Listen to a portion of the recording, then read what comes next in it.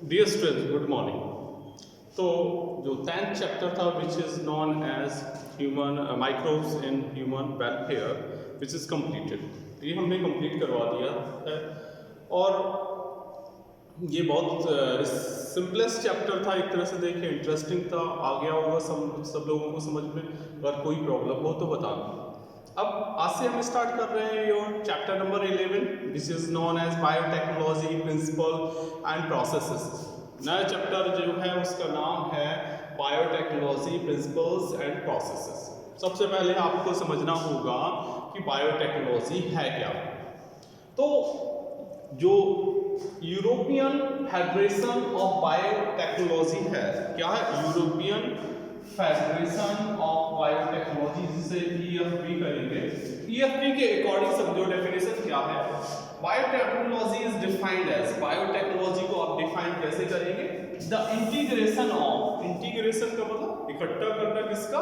Natural science and organism. इसको natural science को, organism को, सेल्स को, पार्ट्स, उनके डिफरेंट पार्ट्स को, and molecular analogues for products and service. उससे क्या होगा? इनको जब इंटीग्रेट करेंगे तो बहुत सारे प्रोडक्ट्स और बहुत सारी सर्विसेज प्रोवाइड होंगी। इसको हम कहेंगे बायोटेक्नोलॉजी। अगर हम बात करें प्रिंसिपल्स ऑफ बायोटेक्नोलॉजी के, तो प्रिंसिपल्स ऑफ बायोटेक्नोलॉजी में आप समझ सकते हो कि जो बायोटेक्नोलॉजी के लिए जो एसेंशियल जो टेक्निक्स हैं वो कौन कौन सी हैं, वन बाई वन बात करेंगे। सबसे पहले समझो, इसका स्क्रीनशॉट ले लो। सबसे पहले ले लिया? तो सबसे पहले हम बताने जा रहे हैं जेनेटिक्स। देखो क्या होगा, जेनेटिक इंजीनियरिंग पहली जो एसेंशियल है वो है genetic engineering. Genetic engineering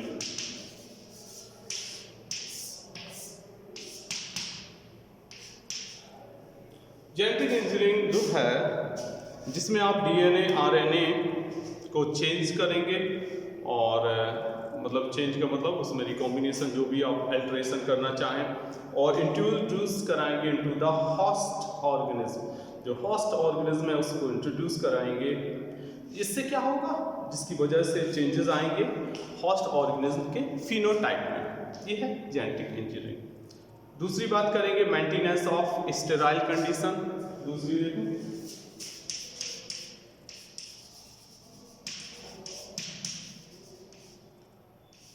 maintenance of sterile,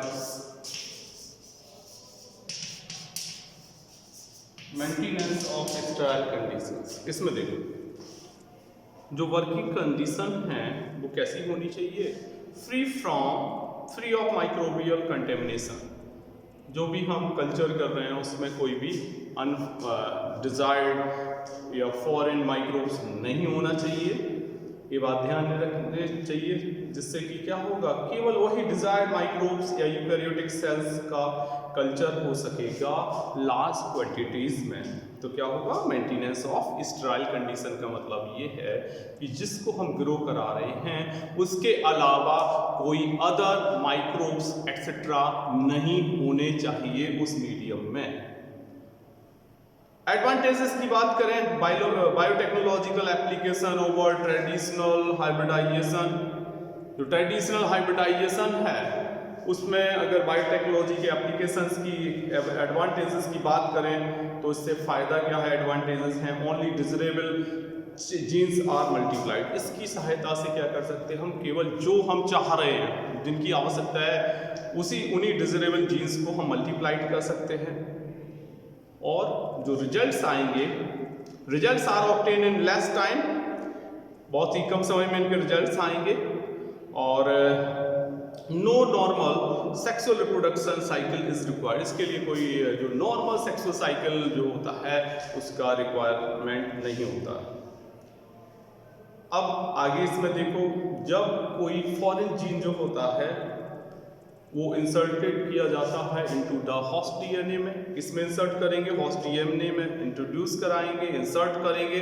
जो रिजल्टेंट जीन बनेगा और उस रिजल्टेड जीन को कहते हैं हम रिकॉम्बिनेंट डीएनए। सबसे पहले आपको समझना पड़ेगा what is recombinant DNA. Heading डालो रिकॉम्बिनेंट डीएनए। अभी तक आपने डीएनए सुना, इसमें आप क्या पढ़ रहे हैं? इसमें आप पढ़ेंगे अबाउट द रिकॉम्बिनेंट डीएनए। ठीक है, रिकॉम्बिनेंट डीएनए समझो क्या होता है। जैसे कि हम बता रहे थे, रिकॉम्बिनेंट डीएनए का मतलब है जब कोई फॉरेन जीन को इंसर्ट करते हैं होस्ट डीएनए के अंदर, तो जो रिजल्टेंट जीन बनेगा, this resultant gene is known as recombinant DNA. जो फॉर्मेशन होता है रिकॉम्बिनेंट डीएनए का, उसमें रिक्वायरमेंट होती है दो प्रोसेसेस की, which allow us to insert only desirable gene in target organism. तो दो चीजें जो हैं, पहले समझो जीन क्लोनिंग और एक होगा जीन ट्रांसफर। हेडिंग डालो कौन सी? Gene cloning. हेडिंग क्या होता है? Gene cloning. देखो जीन क्लोनिंग का मतलब क्या, बहुत सारी जो कॉपीज होगी, जो डिजायर्ड जीन्स की जो फॉर्म होगी, और जो डीएनए सीक्वेंस होगा जिसमें कि जो जीन होगी, इनको इंसर्ट किया जाएगा और उनका क्या करना है, उनमें सबसे पहले हमें रेप्लिकेशन उनका कराना है। और ये जो स्पेसिफिक डीएनए सीक्वेंस होगा जो कि रिस्पॉन्सिबल होगा कोई इनिशिएशन करने के लिए, रेप्लिकेशन को इनिशिएट करने के लिए होगा। और जो फॉरेन डीएनए लिंक्ड होगा, ये फॉरेन डीएनए लिंक्ड जो इसके साथ होगा उसको ORI, और जो डिजायर्ड डीएनए है जो कैट्स कॉपीड होगा, इसके साथ होस्ट डीएनए के साथ जो कि रेप्लिकेशन में जाएगा। तो ये जीन क्लोनिंग का मतलब है, क्लोनिंग ऑफ जीन, जिसमें जीन की बहुत सारी कॉपीज को बनाया जाएगा, जो जीन क्लोनिंग होगी। अब यहाँ देखो जीन ट्रांसफर, जीन ट्रांसफर या ट्रांसफर ऑफ जीन ट्रांसफर देखो, जो इंसर्टेड डिजायर्ड जीन है, inserted desired gene into the genome of the host, जो इंसर्टेड डिजायर्ड जीन होगी उनको वो जीनोम जो होगा होस्ट का, उसमें वो प्रेजेंट हो जाएंगी। सबसे पहले आर्टिफिशियल जो रिकॉम्बिनेंट डीएनए को कंस्ट्रक्ट किया था, कंस्ट्रक्टेड बाय स्टैनले कोहन और हर्बर्ट बॉयर, इनके नाम नोट करो, स्टैनले कोहन, इसका स्क्रीनशॉट ले लिया।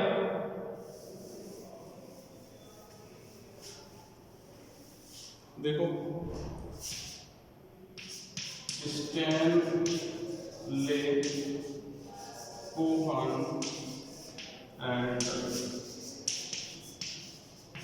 हर्बर्ट बॉयर, दो नाम याद रखो, स्टैनले कोहन और Herbert Boyer. Herbert Boyer BOYER in the year of 1972, in the year of 1972। अगर एग्जाम में आ जाए, एग्जाम में ये बहुत इंपॉर्टेंट क्वेश्चन बन सकता है। वो क्वेश्चन क्या होगा? वो क्वेश्चन होगा हु फर्स्ट डिस्कवर्ड और मेड, क्या हो जाएगा इसका नाम? इसके लिए हम बोलेंगे first artificial recombinant DNA was constructed. मतलब पहला artificial recombinant, who construct first recombinant DNA. तो सबसे पहला जो आर्टिफिशियल रिकॉम्बिनेंट डीएनए जो कंस्ट्रक्ट किया था Stanley Cohen and Herbert Boyer ने, याद रखना क्या नाम है? स्टैनले कोहन, और दो लोग थे, स्टैनले कोहन एंड हर्बर्ट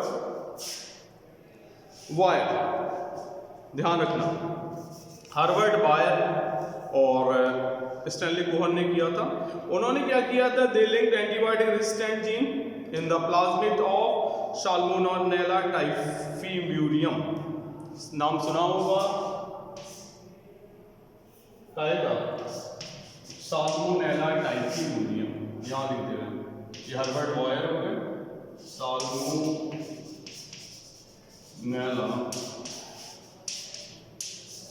टाइफीम्यूरियम।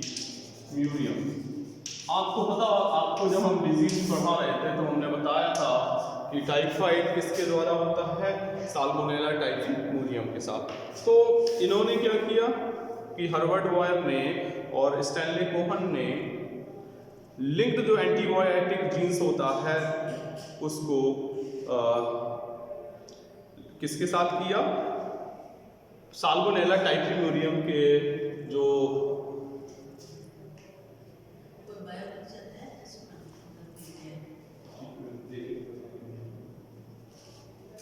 तो जी साल्मोनेला टाइफीम्यूरियम के लिए क्या किया उन्होंने, प्लाज्मिड को किया। अब प्लाज्मिड समझो, प्लाज्मिड हैं एक्स्ट्रा क्रोमोसोमल डीएनए। जो एक्स्ट्रा क्रोमोसोमल डीएनए जो प्रोकैरियोट्स में या बैक्टीरियल सेल में होते हैं उनको प्लाज्मिड कहते हैं, ध्यान रखना है आपको। आगे देखो, रेस्ट्रिक्शन एंजाइम्स के बारे में बता रहे हैं आपको, एक नई चीज देखो, रेस्ट्रिक्शन एंजाइम्स।